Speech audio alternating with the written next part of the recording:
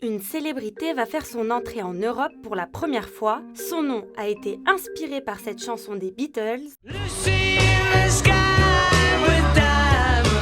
Vous l'avez ?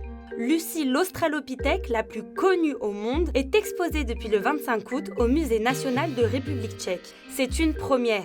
Les ossements de Lucie n'ont voyagé qu'une seule fois aux États-Unis. Jusqu'ici, ils étaient restés en Éthiopie, pays où ils ont été découverts en 1974 par le paléontologue français Yves Coppens et ses collègues. Jako instituci, která je stará více než 200 let, je to bez pochyby jeden z nejvýznamnějších momentů v našich dějinách, a to bez přehánění. A v podstatě nejsou vystavovány dokonce ani v Etiopii trvale. L'exposition montre 52 fragments dentaires, de crânes, de bassins et de fémurs vieux de 3,18 millions d'années. Ces pièces paléanthropologiques figurent parmi les plus anciennes au monde.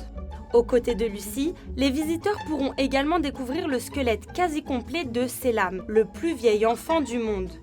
Une jeune australopithèque morte à 2 ans et 7 mois et qui aurait vécu 100 000 années avant Lucie.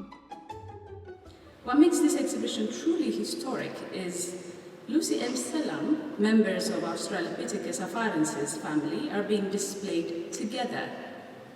And that is for the very first time ever. Outside of Ethiopia, of course. Lucie a longtemps été présentée comme la grand-mère de l'humanité, mais depuis, plusieurs autres découvertes, en Afrique du Sud, au Kenya, en Éthiopie et au Tchad, ont changé la donne. Aujourd'hui, elle est plutôt considérée comme une tante ou une cousine, car sa filiation directe avec l'espèce humaine est contestée par les scientifiques. Mais si Lucie reste si importante, c'est parce que sa découverte et surtout son excellente conservation ont révolutionné la recherche scientifique. C'est notamment grâce à son squelette que l'on a pu reproduire pour la première fois l'apparence des premiers australopithèques.